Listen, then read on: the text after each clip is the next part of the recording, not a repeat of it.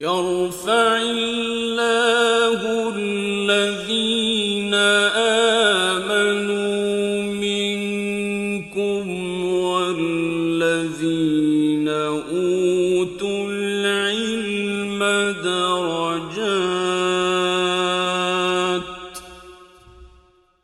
والله بما تعملون خبير. بسم الله الرحمن الرحيم. Assalamualaikum warahmatullahi wabarakatuh. Innal hamdalillah nahmaduhu wa nasta'inuhu wa nastaghfiruh wa na'udzu billahi min shururi anfusina wa min sayyiati a'malina. May yahdihillahu fala mudilla lahu wa may yudlil fala hadiya lahu. Wa asyhadu an la ilaha illallah wahdahu la syarika lah. Wa asyhadu anna Muhammadan 'abduhu wa rasuluh. Allahumma shalli wa sallim ala nabiyyina Muhammad wa ala alihi wa sahbihi ajma'in. Amma ba'd. Bapak dan ibu-ibu yang dimuliakan Allah Subhanahu wa taala, tidak bosan-bosannya kita mengucapkan alhamdulillah atas segala nikmat dan karunia yang selalu Allah limpahkan kepada kita. Di antara nikmat adalah kesehatan dan kesempatan. Dengan dua nikmat ini, alhamdulillah kita bisa hadir dalam majelis ini. Semoga kita termasuk orang-orang yang mensyukuri dua nikmat tersebut. Salawat beriring salam semoga dan anugerah Allah Subhanahu wa taala kepada Nabi kita Muhammad sallallahu alaihi wasallam. Allahumma shalli ala Muhammad wa ala ali Muhammad. Bapak Ibu yang dimuliakan Allah Subhanahu wa taala.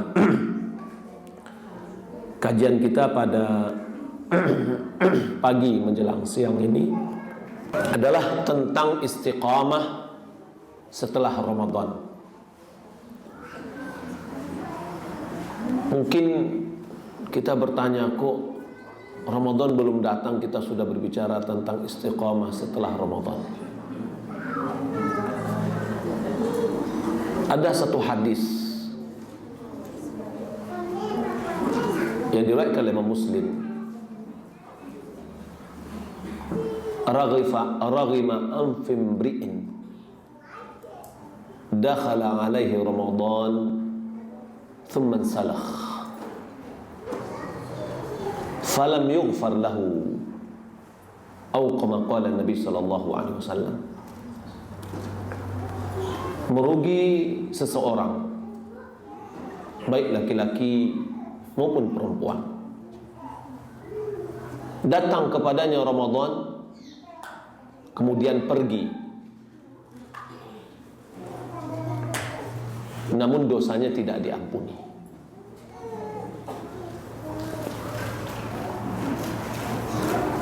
Kenapa?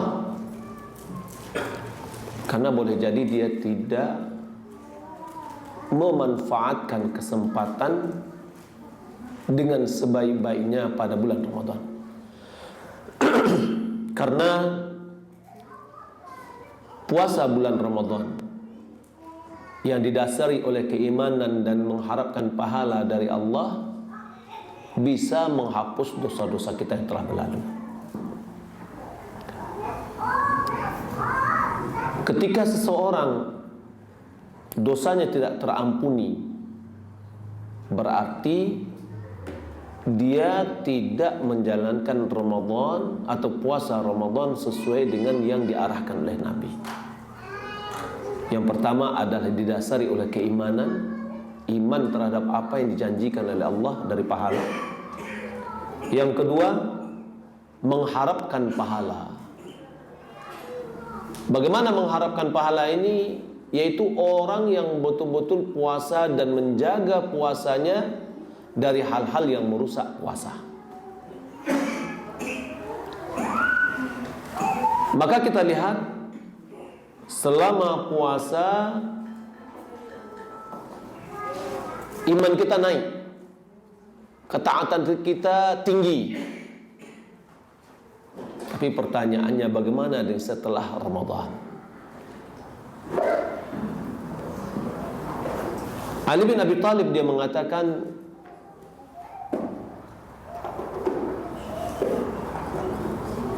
bahwasanya Ali itu keluar di akhir malam Ramadan.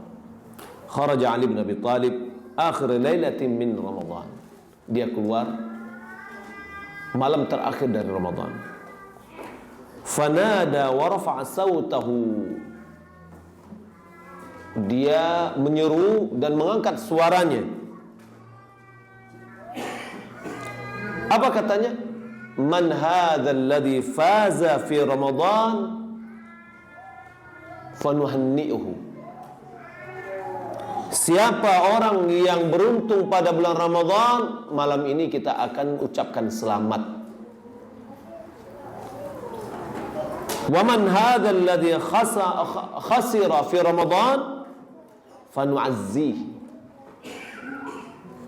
Siapa yang pada bulan Ramadan dia merugi, maka malam ini kita akan bertakziah kepadanya. Menunjukkan kesedihan, kesempatan yang berharga, tapi kita ambil. Maka dari sekarang kita perlu berilmu tentang Ramadan dan apa yang akan kita lakukan pada bulan Ramadan. Puasa, hal-hal yang menjaga puasa kita agar puasa kita tidak rusak. Di antara yang bisa merusak puasa kita adalah bergunjing, menghibahi, berbohong. Kemudian malamnya kita tegakkan dengan sholat malam, yakni sholat tarawih dengan membaca Al-Quran. Siangnya kita isi dengan puasa. Maka yang menjadi pertanyaan bagi kita dari sekarang yang akan kita pelajari, apa setelah Ramadan? Dan bagaimana kita istiqamah setelah Ramadan? Istiqamah itu artinya adalah iltizam, konsisten. Istiqamah ini diperintahkan oleh Allah Subhanahu wa taala kepada nabi kita. Dalam surat Hud ayat 112 Allah berfirman, "Fastaqim kama umirta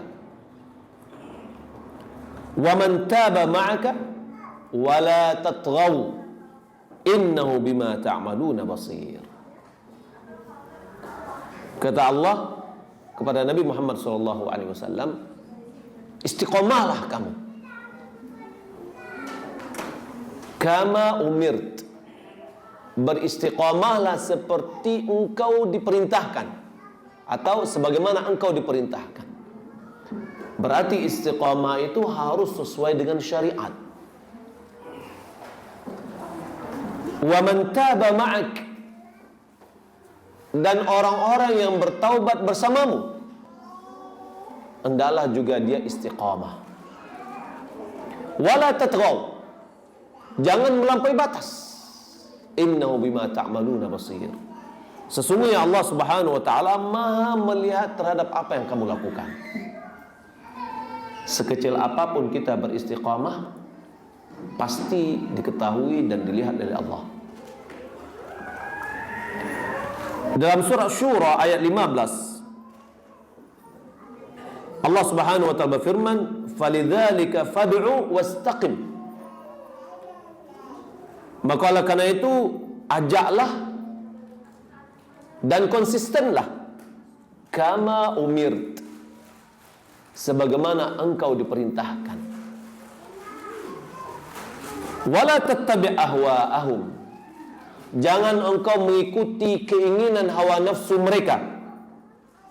Wa qul amantu bima anzalallahu min kitab, katakan sesungguhnya aku telah beriman terhadap apa yang telah Allah turunkan dari kitab. Wa umirtu li'adila bainakum, dan aku diperintahkan untuk adil di tengah-tengahmu. Allahu Rabbuna wa Rabbukum. Allah lah Rabb kita, Rabb kami, dan Rabb kalian, yang telah menciptakan, memberi rezeki, yang mengatur.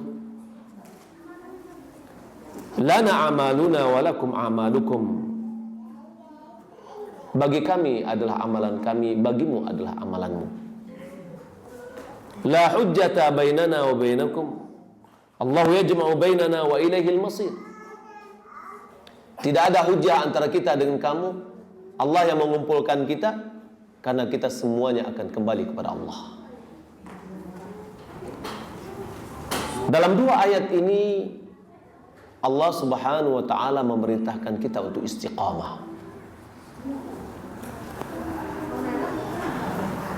di mana ayat ini seakan-akan memberikan peringatan kepada kita. Peringatan terhadap kita berpaling setelah kita beramal. 1 bulan kita dilatih. Pelatihannya Masya Allah, kalau kita lihat Bapak Ibu,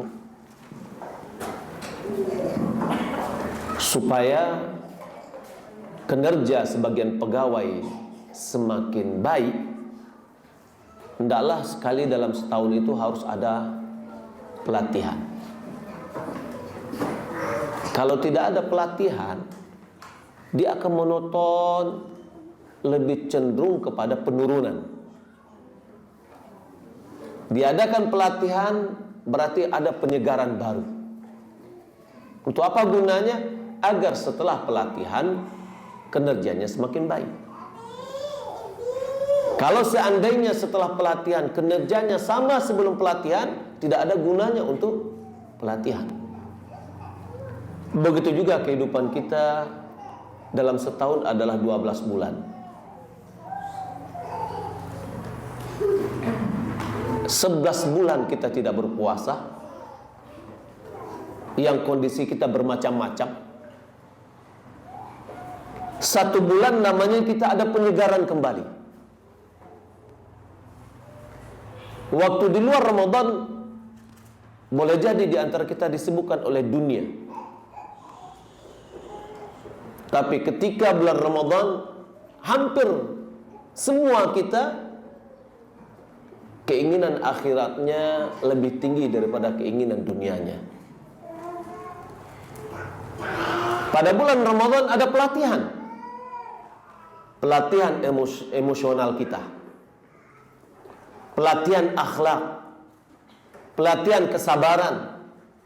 Pelatihan peningkatan ibadah. Sholat sunat kita, sholat malam kita, itu semuanya adalah pelatihan.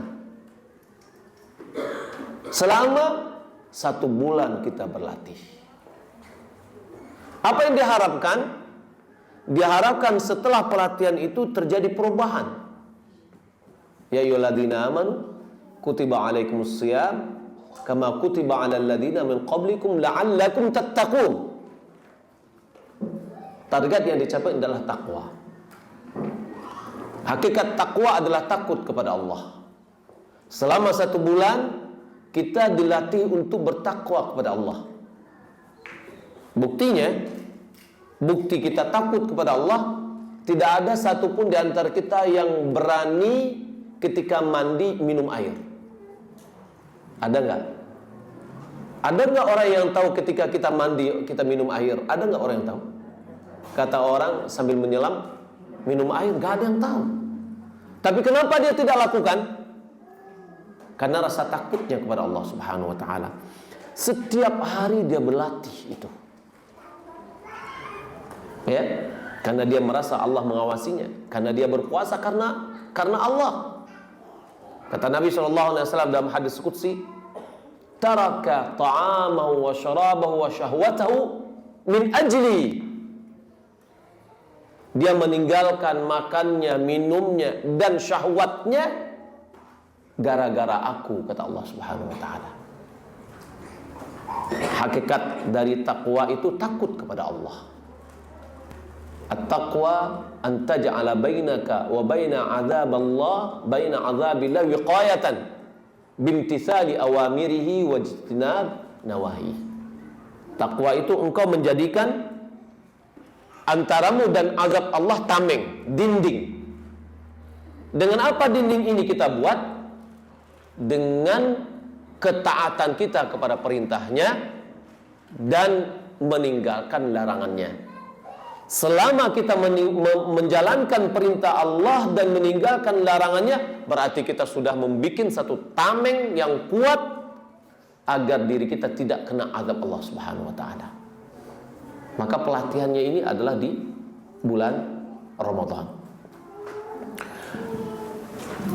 Yang diharapkan setelah itu adalah istiqamah. Nah, bagaimana cara-cara kita istiqamah? Ya, itu akan kita pelajari. Tapi jangan kita seperti yang dikatakan oleh Allah Subhanahu wa taala dalam surah An-Nahl ayat 92. Wala takunu kallati naqadat ghazlaha min ba'di quwwatin ankatha. Janganlah kalian menjadi seperti wanita yang menenun kainnya, yang dia menenun setelah kuat, ya, lalu dia urai satu persatu benangnya. Dia bikin kain, setelah tenunannya bagus, satu persatu dari benangnya dia tarik. Selama 1 bulan Ramadan kita sudah membentuk pembinaan diri kita yang kuat. Maka janganlah kita menjadi seperti tukang tenun, ya, yang mengambil satu persatu dari talinya untuk mengurai kembali apa yang telah dia bangun, apa yang telah dia buat selama Ramadan.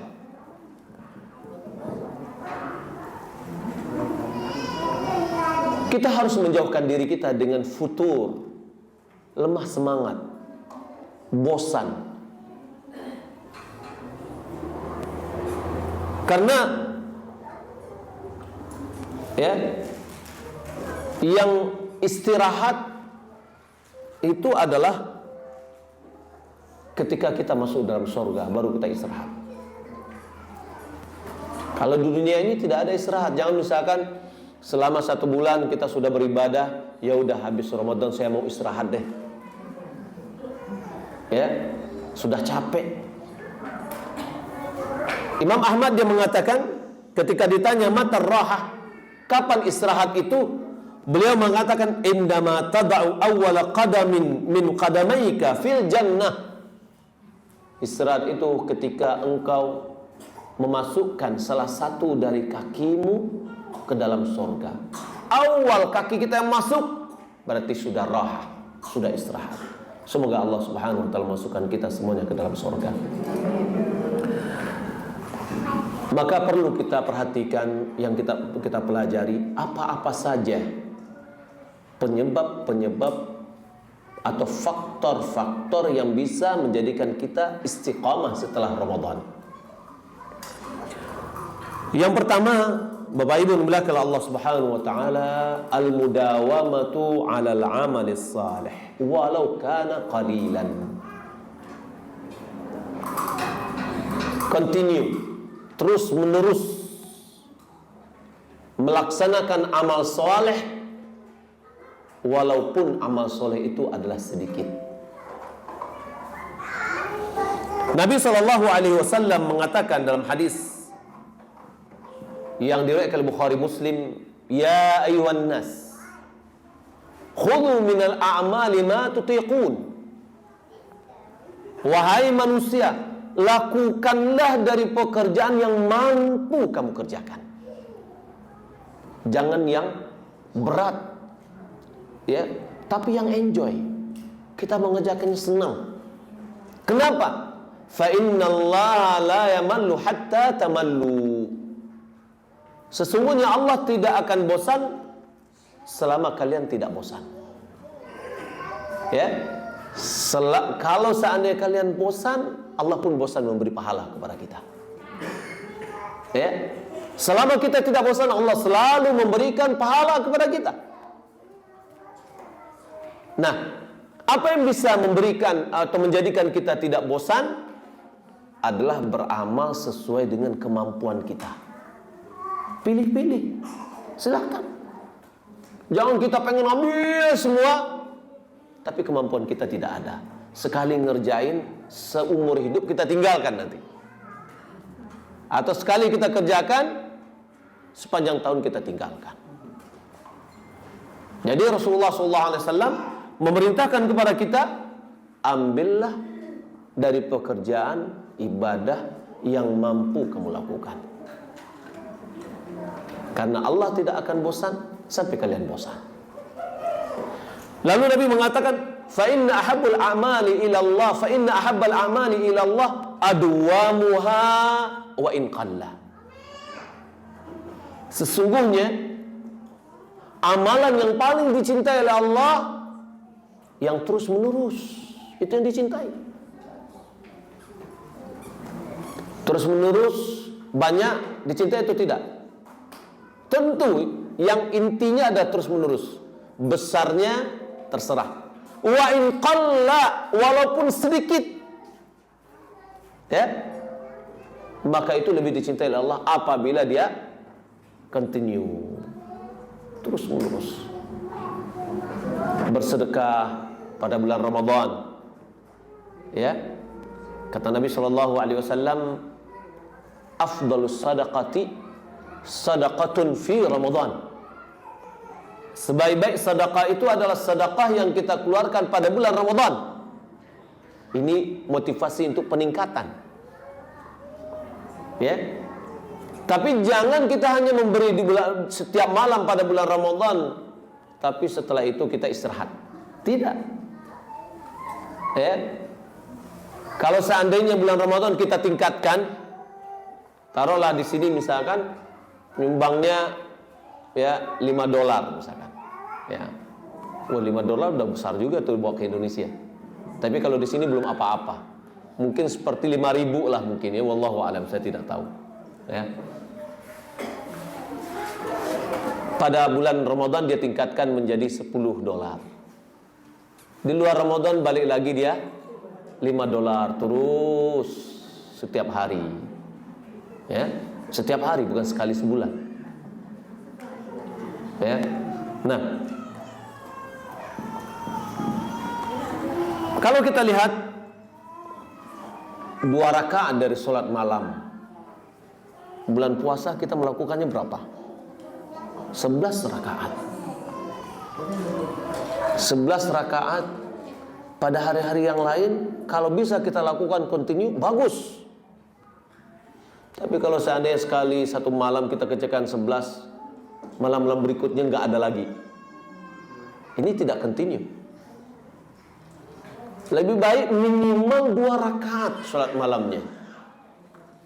Terus witir, boleh witir 3, boleh witir 1, ya. Dia baca Al-Quran kalau pada bulan Ramadan, Imam Syafi'i berapa kali dia menamatkan?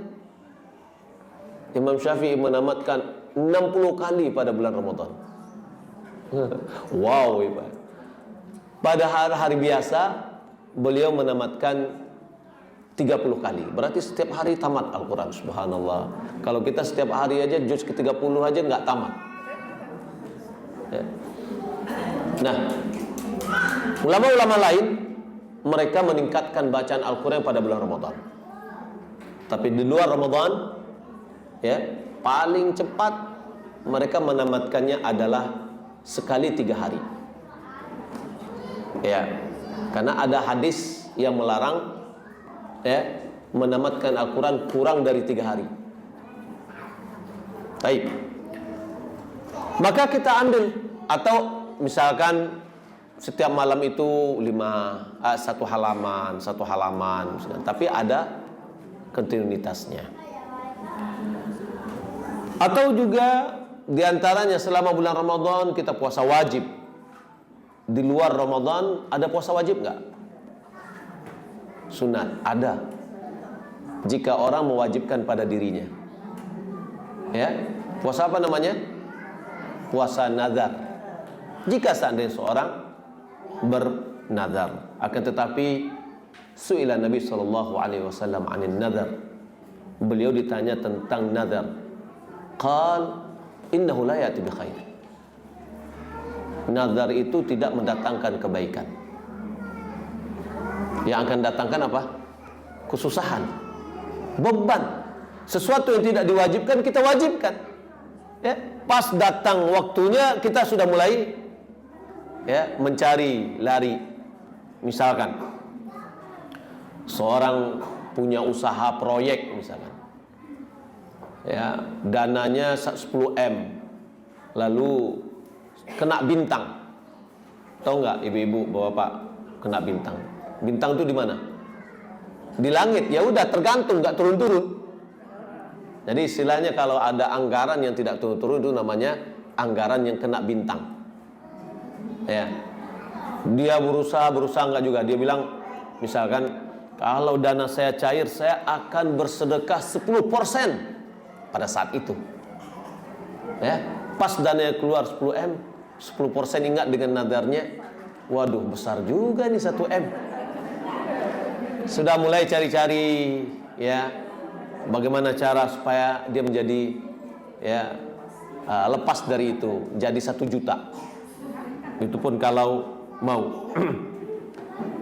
Innama yustakhraju minal bakhil, kata Nabi sallallahu alaihi wasallam. Bahwasanya nazar itu dikeluarkan dari orang bakhil. Ya, artinya yang melakukan nazar itu adalah orang bakhil. Kenapa dia bakhil? Dia lihat anaknya sakit. Kalau anak saya sembuh, saya akan bersedekah. Ya, kalau nggak sembuh, nggak sedekah. Kan bakhil dia. Dikasih dulu baru dia mau ngasih.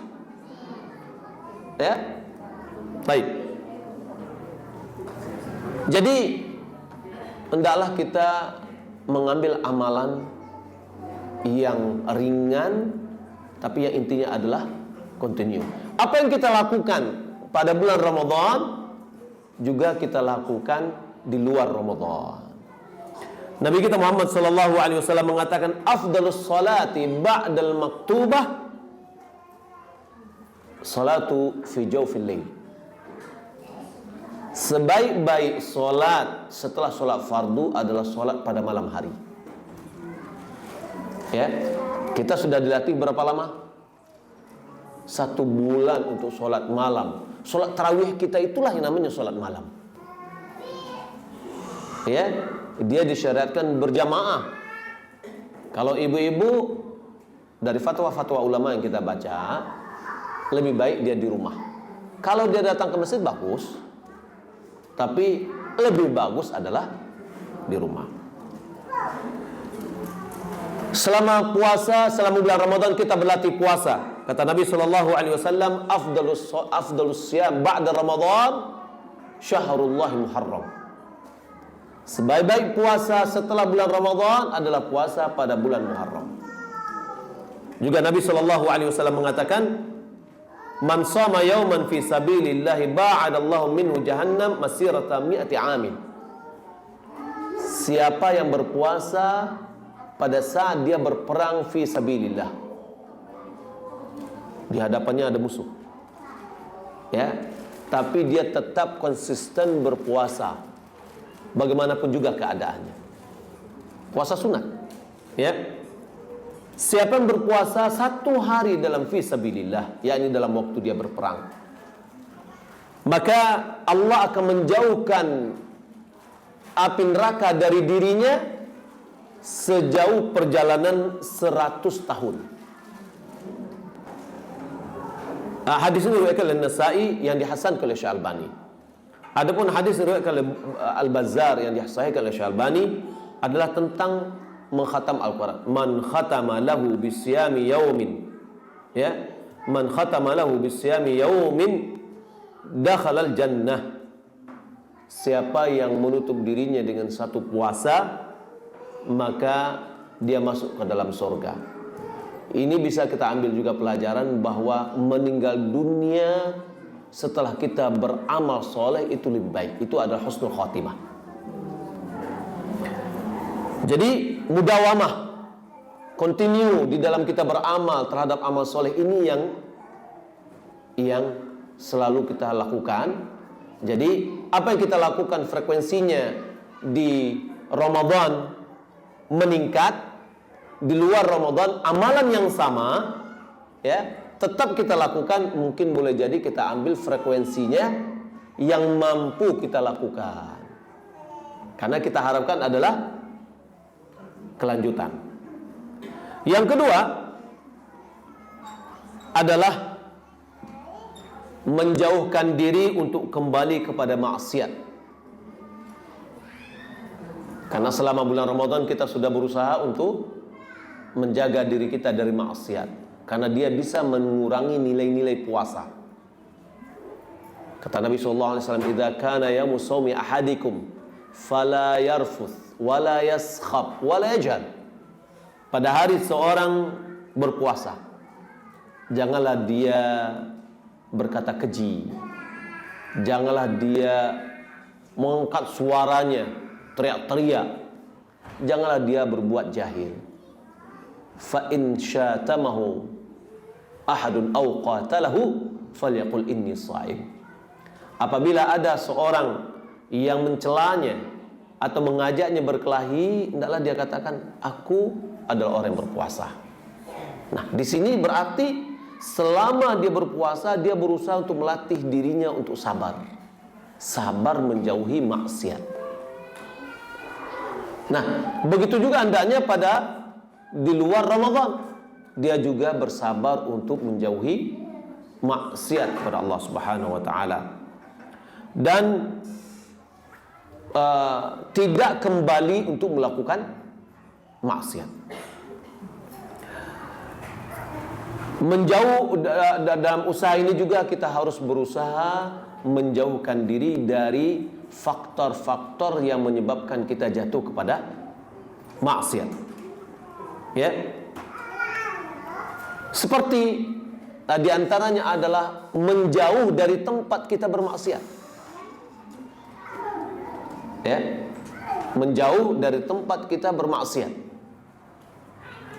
Kalau seandainya misalkan sebelum Ramadan kita tinggal di satu tempat A, komunitasnya dan begini-begini, dan kita bergelimang dalam maksiat, maka untuk supaya kita konsisten dan bisa menjauh dari maksiat, adalah kita tinggalkan tempat itu, kita pindah. Inilah yang dilakukan oleh seorang yang telah membunuh 100 orang. Ya. Maka diperintahkan kepadanya untuk pindah dari tempatnya. Ya. Agar apa? Agar dia tidak terpancing kembali untuk melakukan maksiat yang sama pada tempat tersebut. Yang kedua, memilih teman-teman yang baik. Jangan kembali kita kepada teman-teman yang membawa kita kepada maksiat yang sama. Berarti setelah Ramadan kita harus menukar komunitas kita. Komunitas-komunitas yang baik. Karena Allah Subhanahu wa taala berfirman, "Wasbir nafsaka ma'al ladzina yad'una rabbahum bil ghadati wal 'ashi yuriduna wajhah." Bersabarkanlah dirimu bersama orang-orang yang menyuruh Rabb-nya pada pagi dan sore, yang hanya mengharapkan wajah Allah Subhanahu wa taala. Yani bersabarlah kita mencari teman yang baik. Ya. Kemudian yang ketiga, berusaha untuk menjauhi teman-teman yang buruk. Karena Nabi Shallallahu Alaihi Wasallam mengatakan, "Al-mar'u ala dini khalilihi, falyanzur ahadukum man yukhalil." Seseorang berada di atas agama teman dekatnya. sahib karibnya, ya, yang selalu bersama dia, pergi pengajian dengan dia, pergi ke pasar dengan dia, berkumpul dengan dia, maka kita akan terpengaruh. Sehingga kalau kita lihat orang yang sudah khalil atau yang sudah menjadi sahib yang karib sekali, cara berbicaranya pun berubah. Sama dengan cara ngomongnya, kawannya, cara jalannya, cara dia, semuanya berubah karena ada pengaruh. Maka oleh karena itu kata Nabi, hendaklah seseorang memilih orang yang akan dijadikannya sebagai khalil atau teman dekatnya. Allah Subhanahu wa taala dalam kelanjutan ayat surat Kahfi tadi, wasbir nafsaka ma'al ladzina yad'una rabbahum bil ghadati wal 'ashyi yuriduna wajha wa la tuti' man aghfalna qalbahu an dzikrina wattaba'a hawa wa kana amruhu furuta. Dan janganlah engkau mentaati orang yang telah melalaikan hatinya dari berzikir kepada kami. Ya, artinya di sini kita disuruh untuk jauh dari kawan-kawan yang tidak baik. Nabi telah memberikan perumpamaan. Apa kata Nabi? Mathalul jalis salih was-su' kahamil misk wa nafikhir kil. Perumpamaan orang yang perumpamaan teman baik dan yang buruk, seperti orang yang membawa minyak wangi dan peniup, ya, peniup api di tempat orang buat besi, pandai besi. Fahamil misk, orang yang membawa wangi, imma yuhdhiyaka wa imma an tabta'u minhu wa imma an tajida minhu rihan thayyiba.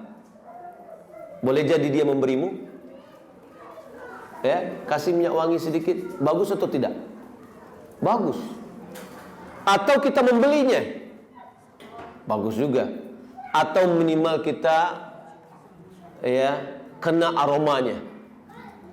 Ya, coba aja kita pergi ke toko-toko minyak wangi, pas keluarnya, ya, harum. Lalu wanafikhul kir, orang yang meniup api yang membakar besi itu. Kalau kita duduk dengan dia bagaimana? Ya, imma yahrika thiyabak, boleh jadi dia akan bisa membakar pakaianmu, ya.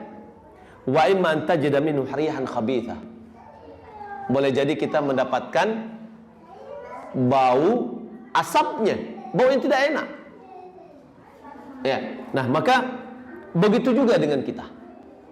Orang yang berteman dengan baik, dia akan kebawa. Minimal orang sudah bilang, Masya Allah si fulan itu baik. Kenapa? Dia berteman dengan si A yang baik, ya. Ketika dia berteman dengan orang yang jelek, yang menjadi objek pembicaraan, orang akan mengatakan, jangan teman dengan orang ini. Kenapa? Temannya adalah itu. Ya, pepatah orang Arab dia mengatakan bahwa burung kecil dia tidak akan hinggap di ranting kecuali dengan burung kecil. Ya, nggak mungkin burung pipit, ya, satu ranting dengan elang, nggak mungkin. Ya, maka menunjukkan bahwa seseorang itu dia dengan komunitasnya, dengan selevel dengan dia. Nah, kalau seandainya seorang ingin baik, hendaklah dia mencari yang baik. Subhanallah, dalam Al-Quran dalam surah Kahfi pun disebutkan anjing, seekor anjing mendapatkan kemuliaan disebabkan dia berteman dengan pemuda-pemuda yang mulia ini. Ya, seekor anjing mendapatkan kemuliaan disebabkan dia berteman dengan orang-orang yang soleh. Sehingga diceritakan oleh Allah Subhanahu wa taala dalam Al-Quran. Nah, Bapak Ibu berkata Allah Subhanahu wa taala, maka sebab-sebab dari maksiat itu setelah Ramadan mulai kita jauhi, supaya kita menjadi istiqamah setelah Ramadan. Kalau tidak, ya udah kembali lagi seperti sebelumnya. Ya. Jadi agar kita istiqamah, yang pertama adalah mudawamah, continue dalam beramal kita, mengamalkan semampunya kita, tapi hendaklah terus menerus. Yang kedua, menjauhi diri dari maksiat dan menjauhkan diri dari hal-hal yang bisa menyebabkan kita jatuh ke dalam maksiat. Yang ketiga, yang bisa menjadikan kita istiqamah adalah menuntut ilmu syar'i. Ya, menuntut ilmu syar'i. Karena ilmu itu akan menambah rasa khasyah. Apa ini khasyah? Ibu-ibu, apa khasyah? Khasyah itu takut. Apa bedanya khasyah dengan khauf? Ya, khauf rasa takut dari yang bisa menyakitinya. Adapun khasyah rasa takut yang muncul disebabkan berilmu tentang yang ditakuti. Oleh karena itu, innama yakhsyallaha min ibadihil ulama. Hanya saja orang yang paling takut kepada Allah dari hambanya adalah orang yang berilmu. Semakin dia mengenal tentang Allah, tentang nama-namanya, tentang sifat-sifatnya, dia dengan ilmunya dia semakin mengetahui keagungan Allah, kekuasaan Allah. Dengan pengetahuan ini akan muncul rasa takutnya kepada Allah Subhanahu wa taala. Ya. Nah, dengan ilmu kita akan mendapatkan semakin takwa, muncul khasyah dan takwa.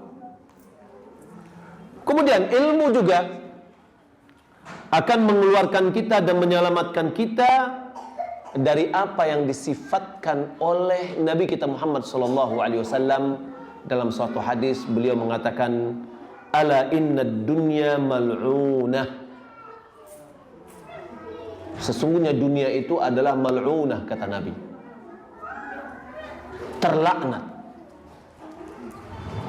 Ya, wa mal'unun ma fiha, dan terlaknat juga apa yang ada di dalamnya.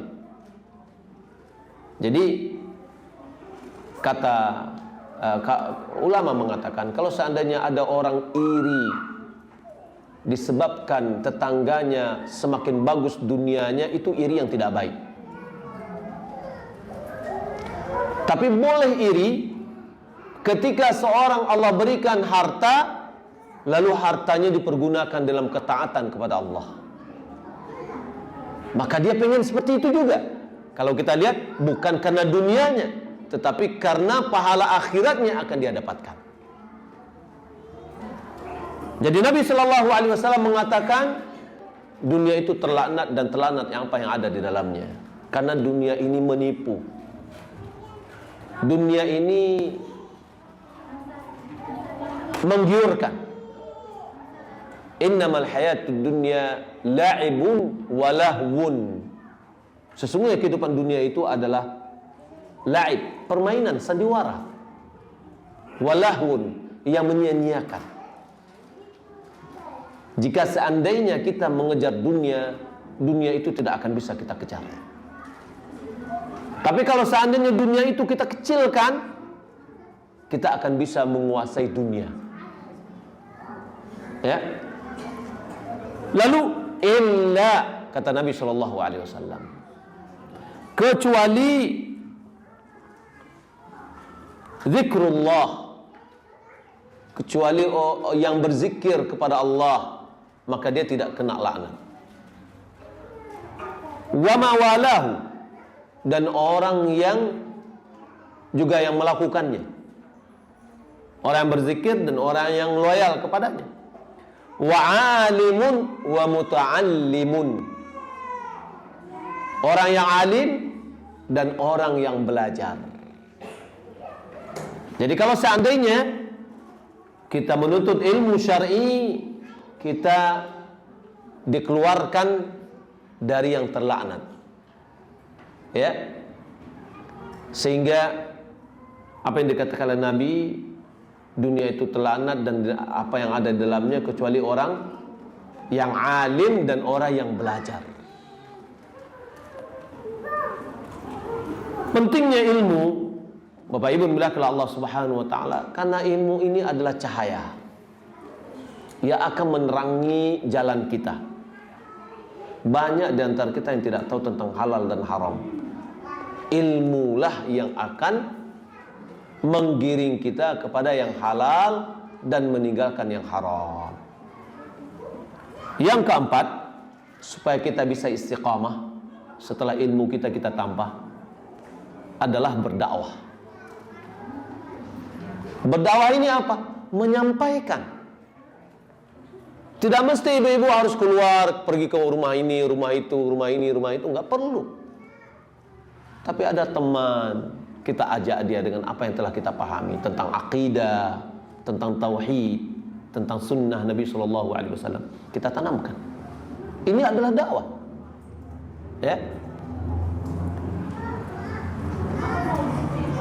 Dakwah kepada Allah Subhanahu wa taala atau mengajak orang kepada Allah, yakni memberikan ilmu kepadanya. Memberikan ilmu kepada orang, ya, apa yang dia telah pelajari selama bulan Ramadan atau di luar Ramadan, ya, karena ini adalah bentuk kasih sayangnya sesama manusia. Nabi SAW bersabda, la yu'minu ahadukum hatta yuhibba li akhihi ma yuhibbu li nafsihi. Saya rasa hadis ini sering kita mendengarnya. Kira-kira terjemahnya apa? Bapak Ibu, la yu'minu ahadukum, tidak beriman salah seorang di antaramu mencintai saudaranya seperti mencintai dirinya. Tapi terjemahnya kurang tepat. Kalau begitu bahasanya adalah hatta yuhibba akhahu kama yuhibbu nafsahu. Ya, tapi di sini tidak, sampai dia mencintai untuk saudaranya apa yang dicintai untuk dirinya sendiri. Yang dicintai untuk dirinya, dia pengen berilmu. Kalau begitu baru dia dikatakan sempurna imannya, jika dia juga pengen saudaranya, temannya juga berilmu sebagaimana dia berilmu. Dia tidak pengen dia digunjingi oleh orang. Ada nggak yang suka digunjingi oleh orang? Nggak ada. Maka dia juga tidak mau menggunjingi orang kawannya, karena dia tidak suka dengan dirinya. Begitu juga dia tidak suka kawannya diperlakukan seperti itu. Ya, hasad muncul. Ya, seperti misalkan kalau kita terapkan, tetangga punya mobil baru.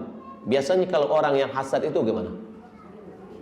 Ya udah, jalannya kalau perlu ditaruh paku, ya, supaya orang nikmatnya ini akan hilang. Tapi orang yang mencintai untuk dirinya, dia mencintai untuk saudaranya apa yang dicintai untuk dirinya, atau seperti yang dicintai untuk dirinya. Kalau dia punya mobil baru, kira-kira apa yang diinginkannya?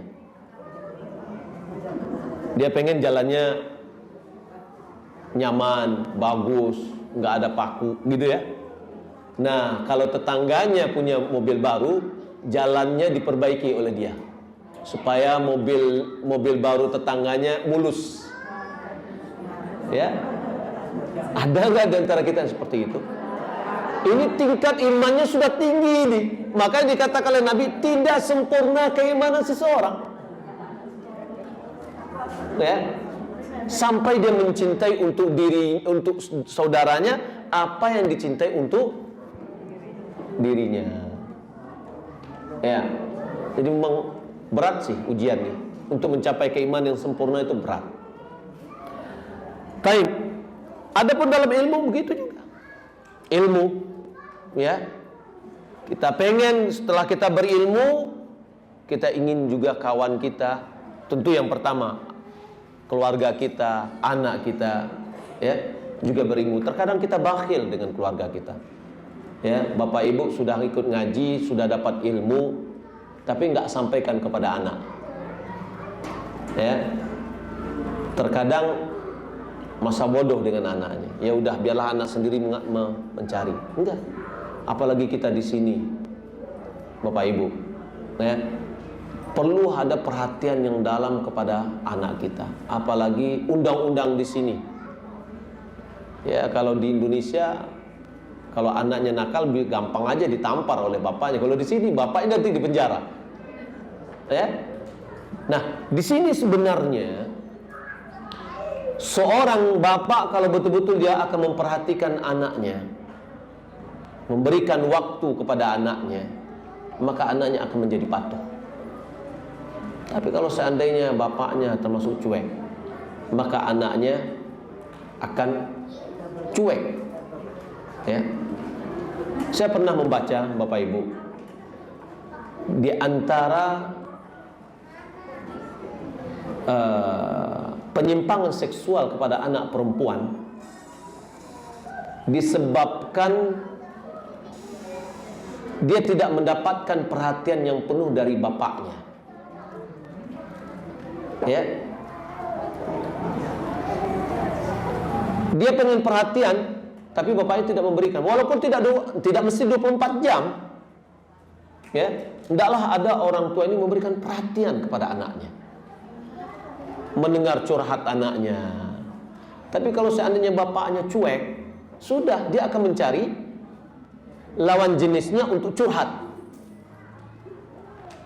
Ya, nah maka oleh karena itu peran seorang bapak dalam pendidikan anak itu sangat-sangat besar.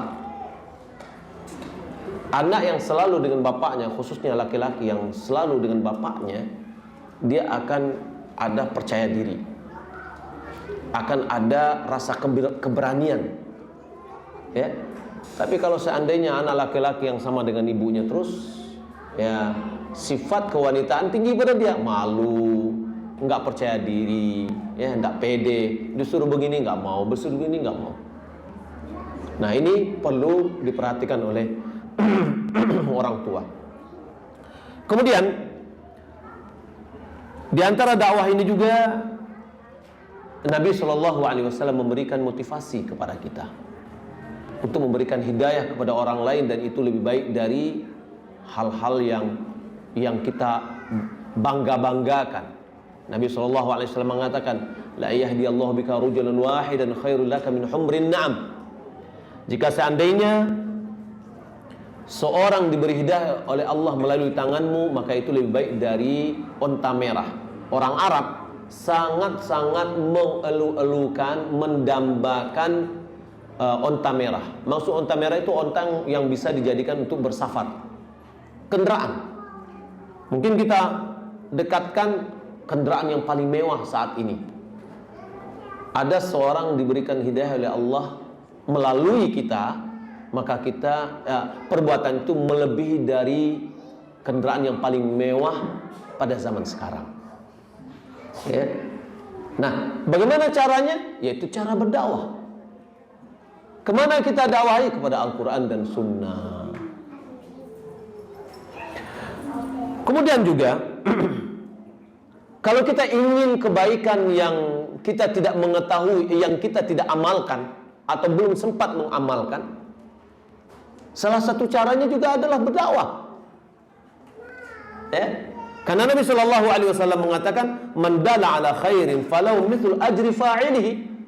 Siapa yang menunjukkan kepada satu kebaikan, maka dia akan mendapatkan pahala seperti orang yang mengamalkan. Ya, pada suatu hari ada seorang yang meminta bantu kepada Nabi. Tapi Nabi tidak memiliki apa yang bisa diberikannya. Lalu Nabi menyuruh orang ini pergi ke si fulan, semoga kebutuhan Anda bisa dipenuhinya. Lalu orang itu pergi ke sana dan mendapatkan kebutuhan dari orang kaya. Lalu apa kata Nabi?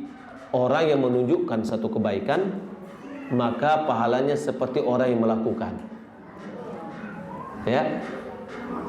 Kalau seandainya kita tidak mampu berinfak, bersedekah, maka hendaklah kita menjadi promotornya, mengajak orang supaya dia berinfak. Kita juga mendapatkan ya nilai pahalanya. Sebagaimana usaha sekarang di masyarakat, untuk masyarakat Indonesia di Sydney, usaha untuk membuat pemandian mayat yang berhubungan dengan itu, yang membutuhkan dana yang besar, ya, dana yang besar di sini. Kemudian setiap orang yang meninggal dunia juga harus mengeluarkan uang yang banyak kalau dia meninggal dunia.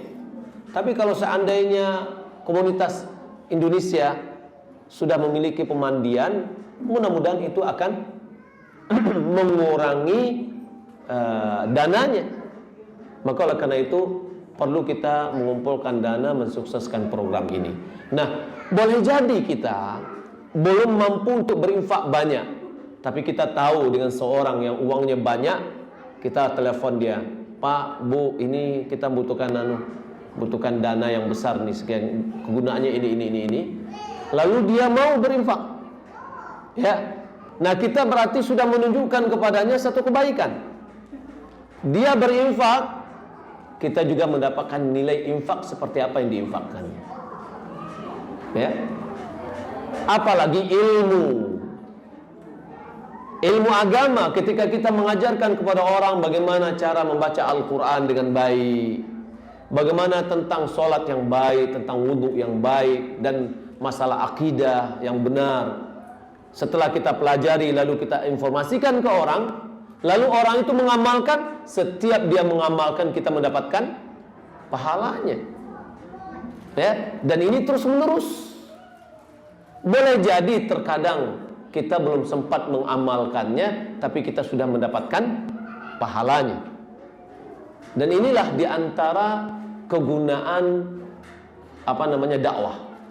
Nah, dakwah ini akan menjadi salah satu faktor kita selalu istiqomah. Ya. Kemudian yang terakhir adalah doa. Berdoa ini adalah diajarkan oleh Nabi kita Muhammad SAW. Nabi SAW telah mengajarkan kepada kita juga berdoa banyak-banyak pada siang Ramadan, waktu kita berpuasa khususnya. Karena Nabi SAW bersabda, Salasu da'watin mustajabat. Ada 3 doa yang dikabulkan. Da'watus shaim, doa orang yang sedang berpuasa. Jadi selama kita berpuasa, kita berdoa. Ya, kapanpun, tidak hanya setelah sholat, ya, tidak hanya antara adzan dan qamat, tapi selama kita berpuasa, doa kita dikabulkan oleh Allah Subhanahu wa taala. Yang kedua adalah da'watul mazlum, doa orang yang terzalimi. Hati-hati kita menzalimi orang lain. Nabi SAW mengatakan, ittaqi da'watal mazlum, jauhilah olehmu doa orang yang terzalimi. Fa innahu laisa bainahu wa bainallahi hijab, karena tidak ada pembatas antara dia dengan Allah Subhanahu wa taala. Artinya langsung diterima oleh Allah Subhanahu wa taala. Kemudian wa da'watul musafir, doa orang yang sedang berpuasa, bersafar, kemanapun juga dia bersafar. Hadis ini adalah hadis yang diriwayatkan oleh Baihaqi, yang sahihkan oleh Syalbani. Nah, di sini selama kita berpuasa, kita diajar oleh Nabi, dimotivasi oleh Nabi untuk banyak berdoa. Maka kita juga adalah selama kita berpuasa juga, di luar Ramadan kita berpuasa, kita juga perbanyak doa. Yang kedua adalah waktu kita bangun malam atau waktu sahur, kita juga diajarkan untuk berdoa sebanyak-banyaknya. Ya. Nah, Allah Subhanahu wa taala mengatakan kanu qalilan minal laili ma yahja'un wa bil ashari hum yastaghfirun. Mereka sangat sedikit dari malamnya ya tidur. Berarti qiyam mereka. Dan waktu sahur mereka minta ampun kepada Allah. Kapan waktu sahur? Waktu-waktu sudah mendekati sholat subuh. Kalau sholat subuh di sini jam 5:04 kurang lebih, berarti setengah 5-nya sudah mulai masuk sahur. Ya, kita pergunakan itu berdoa kepada Allah Subhanahu wa taala. Para nabi mereka melakukan amalan-amalan yang mendekatkan dirinya kepada Allah, dan mereka berdoa agar amalannya diterima. Ya, di antaranya Nabi Ibrahim, wa idh yarfa'u Ibrahimul qawa'ida minal baiti wa Ismail. Ketika Nabi Ibrahim dan Ismail meninggikan pondasi Ka'bah. Ya, dia bangun Ka'bah. Setelah itu dia mengatakan, Rabbana taqabbal minna innaka antas sami'ul alim. Atub alaina innaka antat tawwabur rahim. Nabi kita, Nabi Ibrahim, setelah dia beramal soleh, dia memohon kepada Allah agar amal solehnya itu diterima oleh Allah Subhanahu wa taala. Maka begitu juga berdoa ya, dan meminta tolong kepada Allah Subhanahu wa taala, ini adalah bagian dari faktor menyebabkan kita bisa istiqamah berdoa kepada Allah. Ya. Bagaimana doa kita? Di antaranya ya muqallibal qulub, tsabbit qalbi ala dinik. Kita berdoa kepada Allah Subhanahu wa taala agar Allah yang zat yang membolak-balikkan hati untuk diberikan keteguhan istiqamah di atas agama. Kita juga memohon kepada Allah Subhanahu wa taala agar amalan kita pada bulan Ramadan diterima oleh Allah Subhanahu wa taala. Ya. Para salaf dulu, orang-orang terdahulu, 6 bulan sebelum Ramadan mereka berdoa agar dipanjangkan umurnya sehingga mereka bisa beribadah pada bulan Ramadan. 6 bulan setelah itu mereka berdoa kepada Allah Subhanahu wa taala agar amalan yang mereka lakukan pada bulan Ramadan diterima. Jadi bukan setelah takbiran ya udah saya sudah puasa Ramadan. Ya, sudah lega, tidak. Mereka masih cemas. Takut-takut kalau seandainya amalan pada bulan Ramadan itu tidak diterima oleh Allah. Maka dia selalu berdoa selama 6 bulan. Nah, kita juga berdoa kepada Allah seperti dalam surat Ali Imran ayat 8. Rabbana la tuzigh qulubana. Ya Allah, jangan engkau tergelincirkan hati kami. Ba'da idh hadaitana. Setelah engkau memberikan hidayah kepada kami. Wahab lana min ladunka rahmah. Berikanlah kepada kami rahmat darimu. Innaka antal wahhab. Sesungguhnya engkau maha pemberi. Maka doa-doa seperti ini selalu kita doakan, supaya Allah Subhanahu wa ta'ala menjaga hati kita sehingga kita istiqamah. Di antara doa yang selalu kita ucapkan untuk istiqamah itu adalah ihdinas siratal mustaqim. Ihdinas siratal mustaqim ini bukan menunjukkan bahwa kita belum punya hidayah sama sekali. Ulama tafsir mengatakan ini adalah permohonan kita agar kita dikokohkan di atas istiqamah. Istiqamah terhadap hidayah. Maknanya kata ulama, Allahumma tsabbitna alal hidayah. Ya, atau Allahumma tsabbitna ala siratal mustaqim. Ya Allah, konsistenkan kami di atas hidayah, atau konsistenkan kami di atas jalan yang lurus. Maka faktor doa ini sangat penting, Bapak Ibu dimuliakan Allah Subhanahu wa taala, supaya kita diberikan istiqamah oleh Allah Subhanahu wa taala, terutama setelah kita nanti pada bulan Ramadan. Jadi setelah kita perhatikan pada bulan Ramadan kita beramal yang banyak, hendaklah setelah itu amalan ini tetap bisa kita lanjutkan walaupun tidak sama kuantitinya, tidak sama jumlahnya, akan tetapi amalannya hendaklah dia bersedekah setelah Ramadan juga bersedekah. Dia sholat malam sudah Ramadan juga tetap sholat malam. Dia membaca Al-Quran pada bulan Ramadan, setelah Ramadan juga dalam baca Al-Quran. Kontinuitas. Kita harus terus menerus. Bapak Ibu dimuliakan Allah Subhanahu wa taala. Mudah-mudahan apa yang kita sampaikan ini bermanfaat, ya. Mudah-mudahan Allah Subhanahu wa taala memberikan kepada kita istiqamah di dalam kita beramal kepada Allah Subhanahu wa taala, terutama setelah kita Ramadan, karena memang pada bulan Ramadan itu frekuensi dari amal kita meningkat, ya. Demikian, kalau seandainya ada pertanyaan, ya kita persilakan untuk beberapa pertanyaan jika seandainya ada. Atas tausiahnya yang sangat bagus sekali untuk hari ini.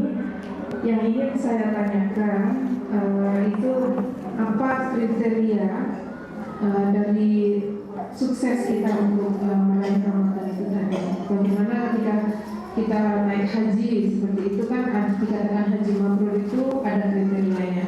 Nah, yang saya ingin tahu apa kriteria orang-orang yang dikatakan sukses setelah bulan Ramadan? Insyaallah. Di antara perkataan ulama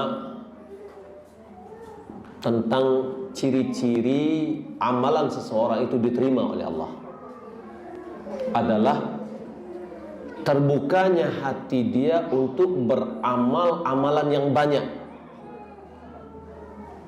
Ya, setelah 1 bulan Ramadan itu dia beramal, setelah Ramadan itu dia banyak beramal, ya, amal perbuatan yang disyariatkan, bukan semakin sempit hatinya, semakin malas dia, tapi termotivasi setelah itu dia beribadah. Nah, di antara orang yang istiqamah setelah Ramadan, ini adalah bagian dari bentuk dia adalah orang yang sukses pada bulan Ramadan. Sama dengan orang pelatihan. Orang yang tadinya misalkan dia tidak bisa dengan komputer, bekerja di kantornya dia tidak bisa pakai komputer.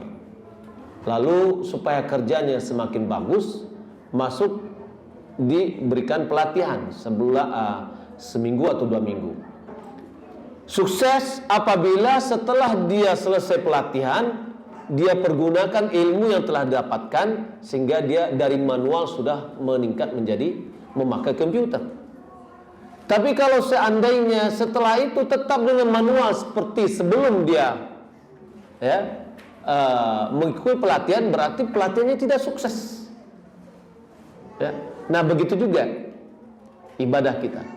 Jika seandainya setelah kita pelatihan pada bulan Ramadan itu meningkat ibadah kita dan kita bisa konsisten, maka berarti kita insya Allah sukses di dalam ibadah kita. Allah Subhanahu wa taala berfirman, "Fa idza faragta fansab." Apabila engkau telah selesai mengerjakan satu ibadah, maka kerjakanlah ibadah yang lain setelah itu dengan sungguh-sungguh. Jangan kita mengerjakan satu ibadah lalu setelah itu kita istirahat, letih, lelah, kemudian kita melalaikan, tidak. Ya, jadi itu diantara ciri-ciri orang yang sukses dalam bulan Ramadan dan amalnya diterima. Kalau kita lihat, ada di antara masyarakat itu ketika setelah Ramadan dia tetap konsisten dan dia memang terjadi perubahan antara sebelum dia Ramadan dengan setelah Ramadan.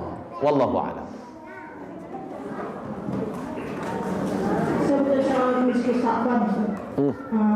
fenomena kita itu di Indonesia ya, kebanyakan orang Jakarta itu kalau minggu sekarang kan sebelum Ramadan kan Saban. Minggu Jakarta itu setengah 15 hari gitu ya, dari itu di Indonesia itu banyak sekali orang khususnya di Jakarta mengerjakan puasa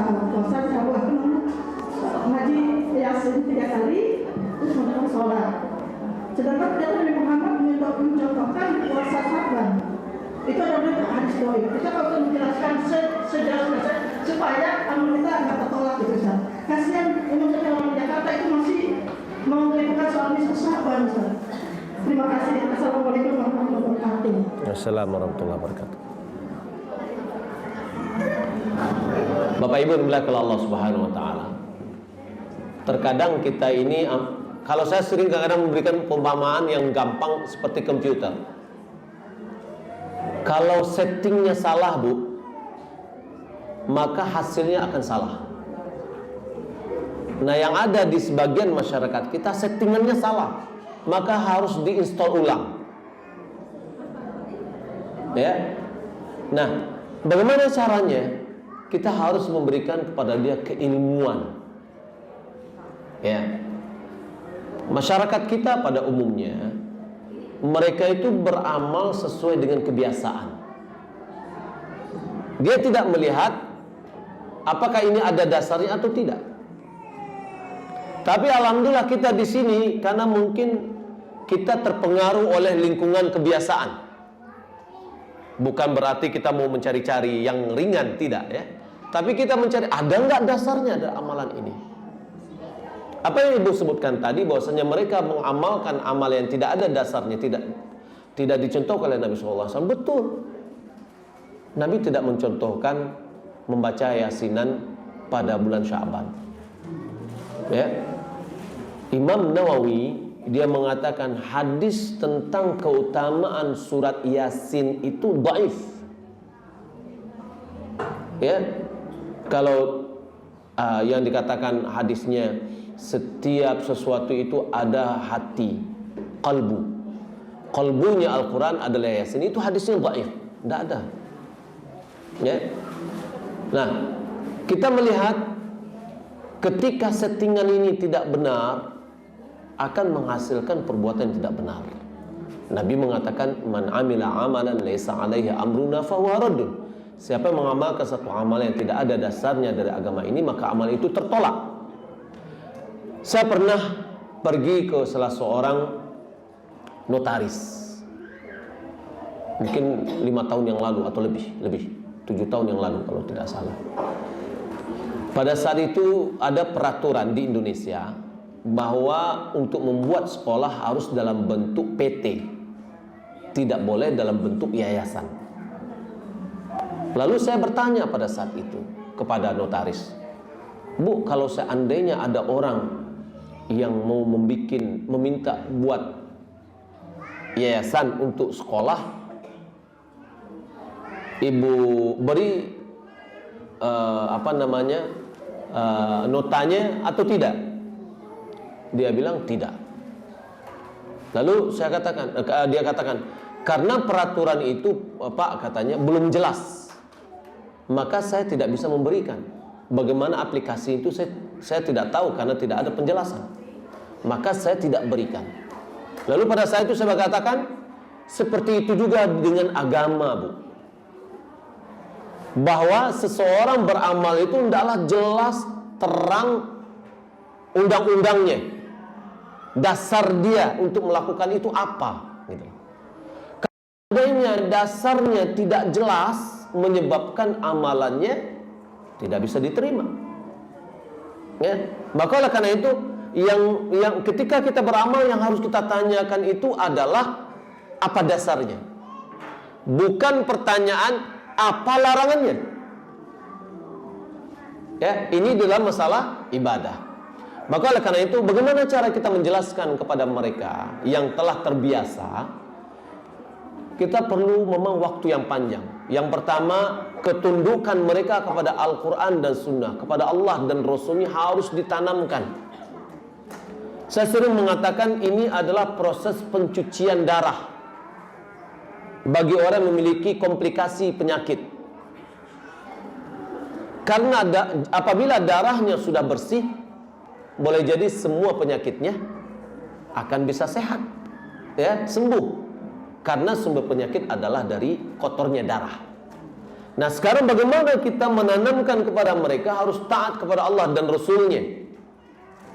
Taat kepada Allah sesuai dengan Al-Quran. Taat kepada Rasul adalah melalui sunnah-sunnah Rasulullah yang sahih, yang benar, yang bisa diterima. Jika ini proses sudah bisa berjalan, insya Allah kita akan mudah menjelaskan kepada mereka. Tapi sulitnya adalah adanya orang-orang yang menginformasikan kepadanya, ya, sehingga dia merasa informasi itu benar. Oleh karena itu Muhammad bin Sirin, ulama tabi'in, dia mengatakan, inna hadzal ilma dinun. Ilmu ini sebenarnya adalah agama. Fandur amman ta'khudhu dinakum. Maka lihatlah kepada siapa engkau mengambil agamamu. Ya, guru yang kita jadikan sebagai guru, ilmu yang kita ambil itu adalah agama, kan kita amalkan. Kalau seandainya dia berikan kepada kita salah, mengakibatkan agama kita salah, apakah kita katakan bahwasanya nanti guruku akan bertanggung jawab? Tidak. Karena guru itu akan melepas diri dari kita. Dalam surah Al-Baqarah ayat 166, ittabarra alladhina tubi'u minal ladhina taba'u. Ketika orang yang diikuti berlepas diri dari orang yang mengikuti. Ya. Sampai-sampai dalam surah Ibrahim ayat 22, syaitan pun berlepas diri dari kita. Yang dia berusaha untuk menggoda kita, dia juga berlepas diri. Kenapa kalian mengikutiku, katanya. Ya. Wa qala syaitanu lamma qudiya al-amr. Berkata syaitan ketika keputusan telah diberikan oleh Allah. Yang masuk surga sudah jelas, yang masuk api neraka sudah jelas. Apa katanya? Innallaha wa'adakum wa'dal haqq. Sesungguhnya Allah telah menjanjikan kepadamu janji yang benar. Wa wa'adtukum, aku pun memberikan janji kepada kalian. Tapi janjinya apa? Janji palsu. Ya. Wa'adtukum wa akhlaftukum, dan aku mengingkari janji itu, katanya. Fama kana liya 'alaikum min sultanin illa an da'autukum. Aku tidak memiliki kekuasaan kepada kalian kecuali hanya sebatas aku mengajak kalian. Fastajabtum li, kalian pun memenuhi ajakanku. Ya. Janji Allah sudah pasti nih. Janji syaitan tidak pasti. Dia menggoda kita karena tidak ada kekuasaan bagi dia lagi. Maka oleh karena itu, fala talumuni walumu anfusakum, jangan kalian cela diriku, tapi celalah dirimu sendiri. Kenapa? Karena janji Allah sudah pasti. Nah, maka begitu juga dengan guru-guru. Bapak Ibu, kalau seandainya yang saya sampaikan ini adalah salah, buang jauh-jauh. Ya, karena yang akan mempertanggungjawabkan adalah kita masing-masing. Tapi kalau saya sampaikan ini ada dalilnya dari Al-Quran dan Sunnah, dan itu sesuai dengan Al-Quran dan Sunnah, silahkan ambil. Karena pada hakikatnya adalah Bapak Ibu mengikuti Al-Quran dan Sunnah. Nah, jadi begitu juga masyarakat kita. Ya, alhamdulillah Ibu di sini sudah bisa membedakan. Tapi masyarakat kita, lalu bagaimana? Apa solusinya? Kita berikan ilmu. Ya, pentingnya mentaati Allah, pentingnya mentaati Rasul. Ya, kemudian bagaimana seorang bisa menjalankan ilmunya dengan baik. Ini yang perlu ditanamkan. Wallahu a'lam. Assalamualaikum. Bagaimana kalau salat tarawih di rumah kita boleh baca Al-Quran?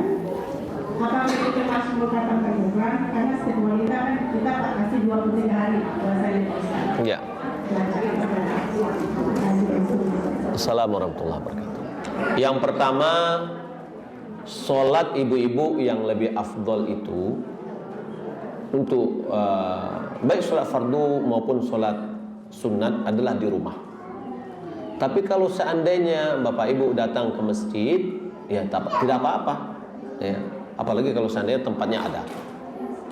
Sehubung dengan mengkhatam Al-Quran. Mengkhatam Al-Quran itu untuk bapak-bapak gampang. Bisa dikredit malahan. Ya, dicicil setiap sholatnya 2 halaman. Ya, bukan 2 halaman, 2 lembar. 1 lembar sebelum sholat, 1 lembar setelah sholat. Ya, berarti 4 halaman kan. 1 juz itu dalam Al-Quran adalah 20 halaman. Berarti bagi 5 menjadi 4. Ya, oke. Bagaimana dengan ibu-ibu yang agamanya kurang? Agama ibu-ibu kurang tuh enggak? Hah? Kurang dibandingkan kepada laki-laki. Karena ada kesempatan, ada waktu ibu-ibu tidak sholat dan tidak puasa, ya. Ya, walaupun bisa diqadha puasanya, tapi sholat tidak bisa. Mau kerjain sholat pun nggak bisa, nggak ada mau qadha sholat. Ya, ini menunjukkan bahwa agama wanita itu kurang dibandingkan dengan laki-laki. Tapi kalau ada laki-laki yang nggak sholat, wah ini sudah keterlaluan, sama juga kurang agamanya dengan perempuan.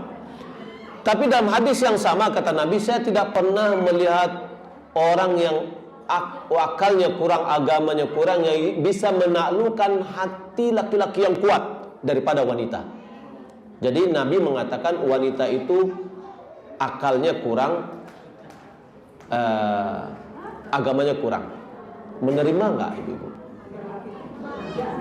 Perempuan akalnya kurang. Hah? Menerima atau tidak? Oke, saya akan buat ibu-ibu mesti menerima. Coba, ya. Yang pertama, di dalam masalah saksi dalam Al-Quran dikatakan saksinya perempuan, 2 perempuan 1 laki-laki. Baik, itu kan saksi. Tapi sekarang ini laki-laki seorang suami harus tahu, sadar bahwa istrinya akalnya kurang. Hah? Kalau seandainya ibu-ibu melakukan kesalahannya 10, cukup 2 saja yang dinilai salah, yang 8-nya dibuang. Yang 8 itu adalah dari unsur kekurangan akalnya. Tapi kalau seandainya ibu pengen akalnya sempurna, maka suaminya menghitung 10 kesalahan adalah tetap 10 kesalahan. Mau milih yang mana? Hah?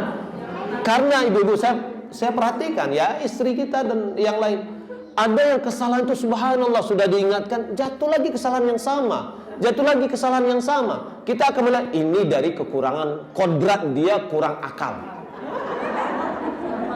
Kalau begitu suami yang paham,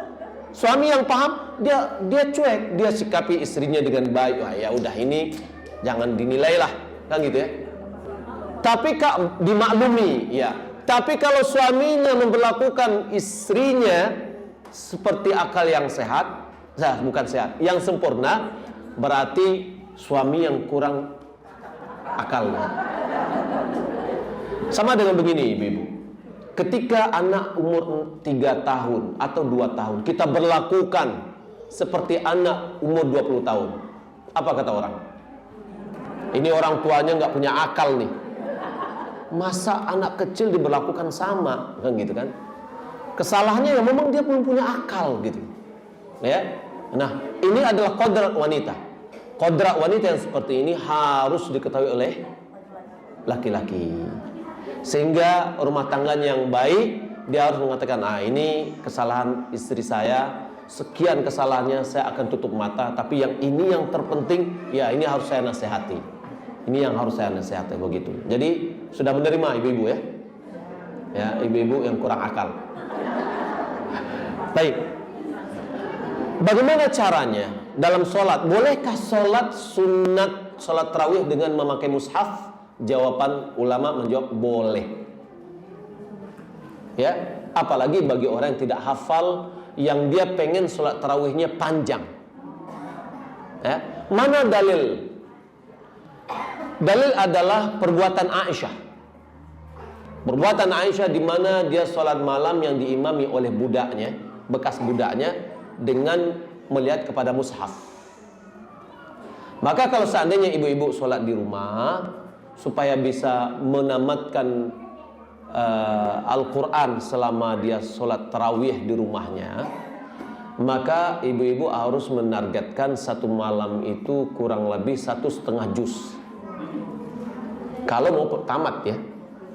Kenapa? Hitung untuk program 23 hari. Ya, kalaupun itu ya minimal 23 hari lah.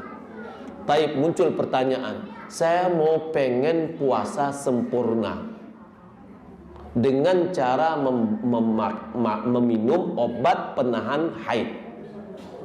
Apakah hukumnya?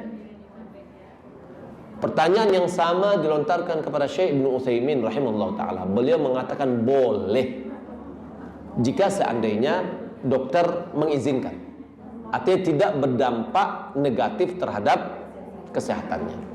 Ya, walaupun mungkin nanti akan ada dampaknya, pasti tetap ada. Ya. Boleh, mau pergi haji melakukannya boleh, ya, tapi akan berdampak. Apa dampaknya? Keraguan. Terkadang pada waktunya atau sebelum waktunya datang flag. Mulai muncul ragu-ragu, ini haid atau enggak? Ini haid atau enggak? Ya. Dan terkadang ini juga menyebabkan haidnya tidak stabil. Ya, setelah itu haidnya lebih mundur atau lebih cepat, ya, dan seterusnya. Namun secara hukum dia boleh. Artinya pada bulan Ramadan saya mau pengen betul-betul ingin bisa beribadah, puasa sempurna, supaya puasa sendirian berat, kalau puasa rame-rame ringan. Ya. Nah, jadi Ramadan kan rame-rame kita berpuasa, jadi berat sama dipikul, kan gitu. Nah, jadi ringan. Tapi kalau di luar sulit. Aisyah radhiyallahu taala anha, dia baru bisa mengganti puasanya adalah pada bulan Sya'ban. Saya ingatkan ibu-ibu yang masih punya hutang, yang belum membayar hutangnya, segera sekarang ini juga. Karena Sya'ban tidak begitu lama lagi. Ya, jangan nanti tinggal 2 hari hutangnya seminggu. Ya, nah ini kita ingatkan. Aisyah kenapa dia membayar puasanya pada bulan Sya'ban? Karena dia selalu standby untuk melayani Rasulullah. Ya, melayani ya apa yang maunya Rasulullah, kan gitu. Sehingga dia tidak bisa berpuasa. Ya, jangan-jangan nanti datang Rasulullah pengen dirinya, ya udah dia sedang berpuasa. Bukankah Nabi SAW mengatakan tidaklah boleh seorang wanita, seorang istri berpuasa sementara suaminya ada di rumah, ya, kecuali dengan seizin suami. Mas, besok saya mau puasa, boleh nggak? Kata suaminya, nggak boleh. Jangan kita protes, ini suami nggak punya perasaan. Saya mau beribadah, masa dia halang-halang? Enggak, agama kita. Ya, ntar kalau dia mau siang hari gimana? Ya, nah ini, dan ini adalah lumrah kehidupan manusia. Ya, dan agama kita menjaga hal tersebut. Jadi silakan mau pakai, kalau seandainya tidak pakai minum obat haid, menahan haid, silakan. Ya, kemudian sholat boleh dengan melihat Al-Quran. Lalu bagaimana dengan kita sholat berjamaah tarawih di masjid yang bacaannya panjang, masya Allah, suaranya bagus? Bolehkah kita makmum untuk melihat Al-Quran? Kata Syekh Ibnu Utsaimin, enggak boleh, kecuali orang yang berada di belakang imam yang ditugaskan untuk mengikuti bacaan imam. Jangan-jangan imam salah. Ya. Kalau kita lihat di Masjidil Haram, banyak orang baca Al-Quran, ya. Itu kata Syekh Ibnu Utsaimin enggak boleh. Kenapa? Karena kalau dia diwajibkan untuk mendengar aja, dia cermati, dia ingat, dia dengar bacaan itu, ya. Kemudian kalau orang yang membaca Al-Quran, mengikuti baca Al-Quran, dia sudah merubah perintah. Apa perintah? yakni perintah Nabi ketika kita sholat, mata kita tertuju ke tempat sujud, bukan ke Al-Quran. Ya, ketika dia melihat Al-Quran berarti dia akan disibukkan pertama membalik-balik Al-Quran. Kemudian dia matanya melihat kepada Al-Quran, bukan ke sujud. Ke tempat sujud itu adalah salah satu untuk mengantar kita khusyuk. Ya, nah jadi bagi kita yang menjadi makmum sudah kita dengar aja, kecuali ada diperintahkan oleh imam untuk mengikuti bacaan imam supaya tidak ada keliru. Ya, wallahu taala alam, ini yang dapat saya sampaikan. Semoga bermanfaat. Saya rasa cukup di sini, Bapak ya. Kita tutup majlis kita ini dengan kafaratul majlis, karena doa inilah yang diajarkan oleh Nabi kita Muhammad SAW.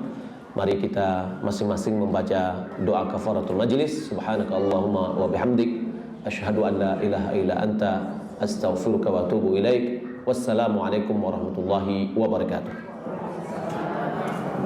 يرفع الله الذين آمنوا منكم والذين أوتوا العلم درجات والله بما تعملون خبير